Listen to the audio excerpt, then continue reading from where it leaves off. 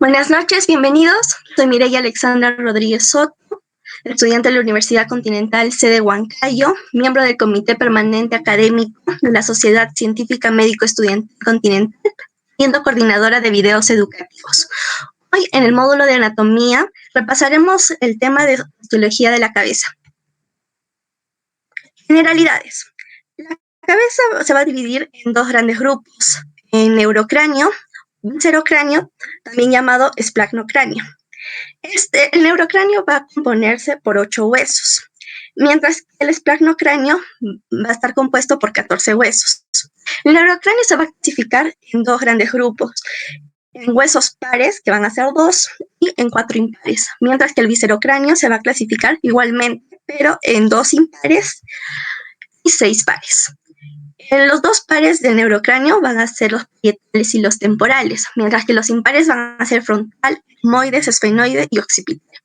En el viscerocráneo los impares van a ser el hueso vomer y hueso mandibular, mientras que los 6 pares serán los nasales, maxilares, malares o también llamados cigomáticos, lagrimales y cornetes inferiores y platinos. El neurocráneo y el viscerocráneo van a estar divididos por una línea imaginaria, va a ser su trayectoria desde la parte anterior hasta la parte posterior, empezando con un punto craniométrico llamado glabela, pasando por la rama, por el arco superciliar, igualmente pasando por la rama ascendente y horizontal del malar o hueso cigomático, la apófisis cigomática, por la línea occipital superior y finalizando en la protuberancia occipital exterior. En la osteología hablaremos primero del neurocráneo, sus huesos impares, empezando con el frontal, que va a estar ubicado en la parte anterosuperior. También vamos a observar que tiene el reborde orbitario y va a formar el techo de la cavidad orbitaria. También tendrá una incisura supraorbital donde dará paso al vaso y al nervio supraorbitario. Estará presente el punto craniométrico llamado glabela y en la parte lateral se van a ver las líneas temporales tanto superior como inferior. En la parte interna se observará las fisuras digitales, donde estarán las ramificaciones de la arteria meningea media.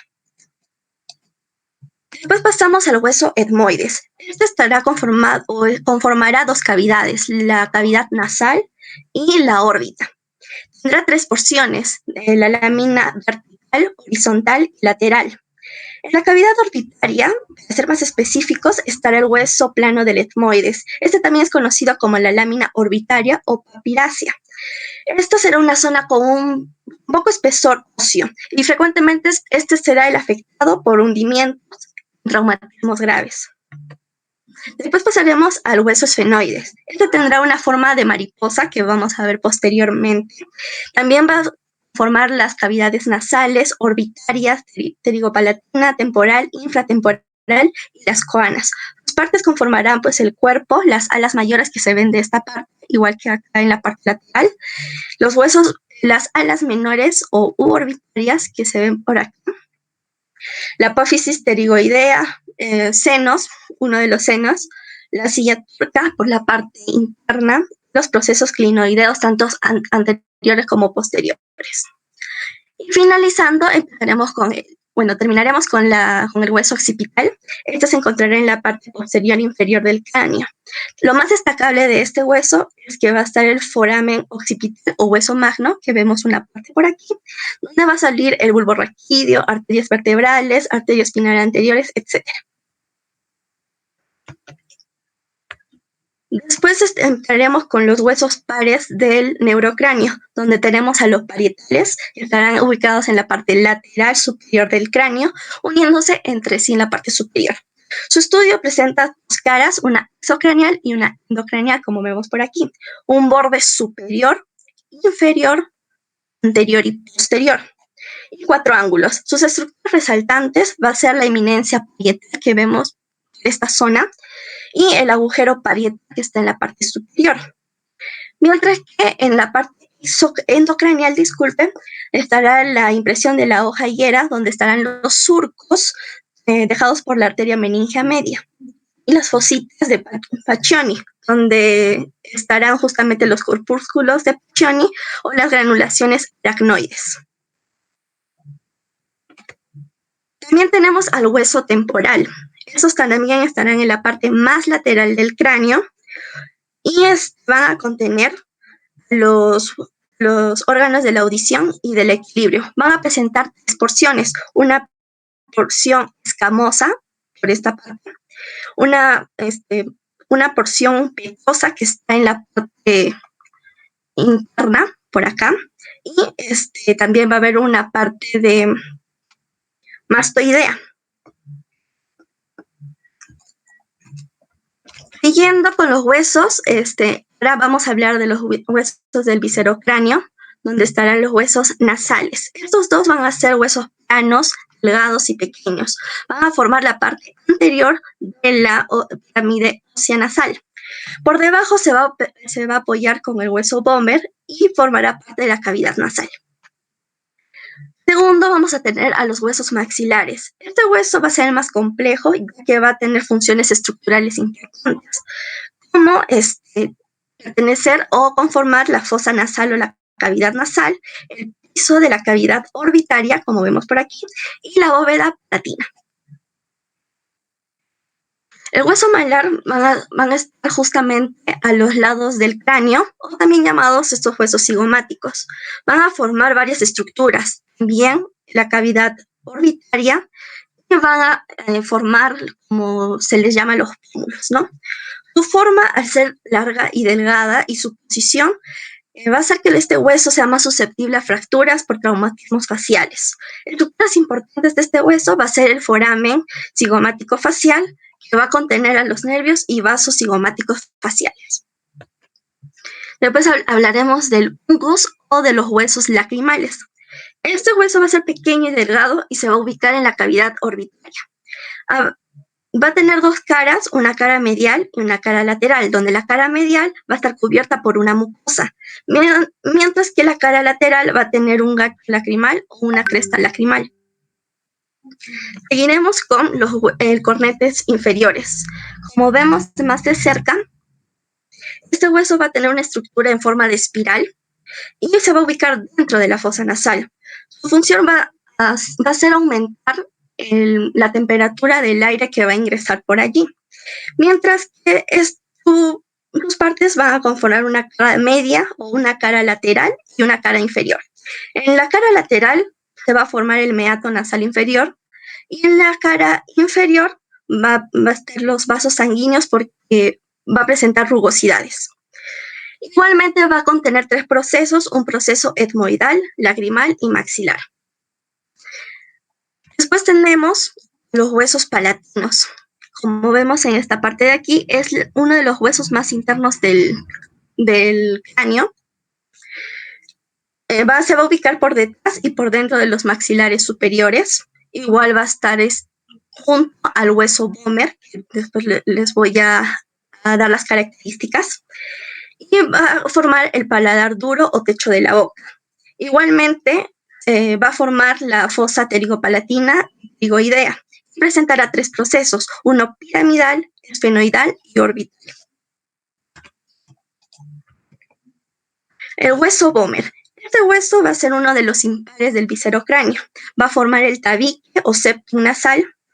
Va a tener 3 bordes, un borde superior, un borde inferior, uno anterior y otro posterior. Como ves, el posterior va a estar libre y por ende va a formar las coanas.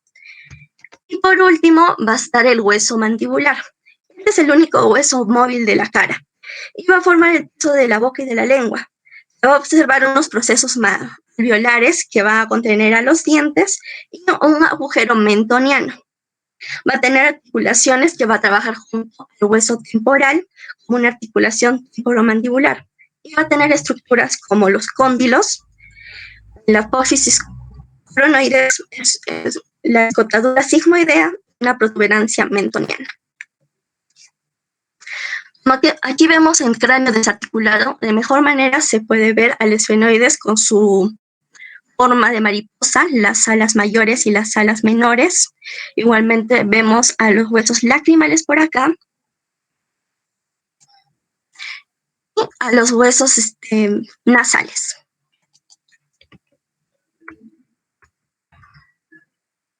Las suturas.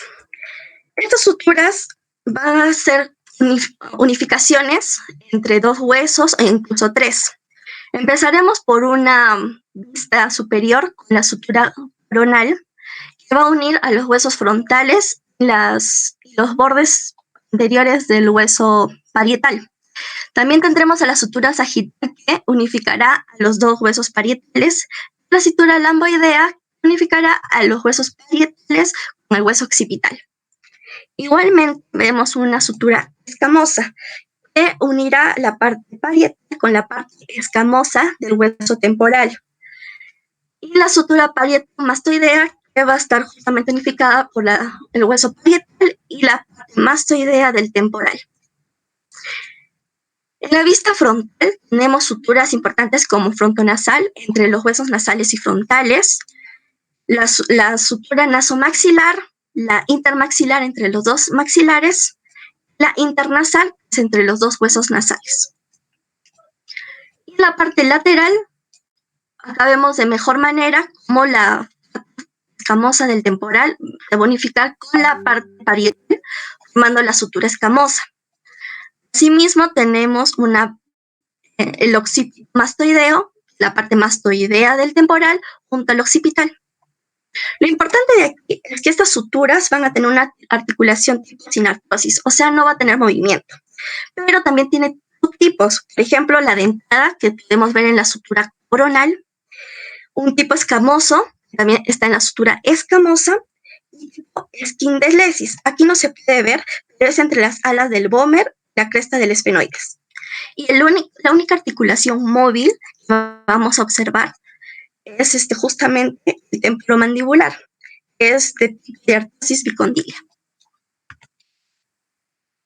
Los puntos craniométricos, justamente ya lo había mencionado antes, la glabela que vemos por aquí.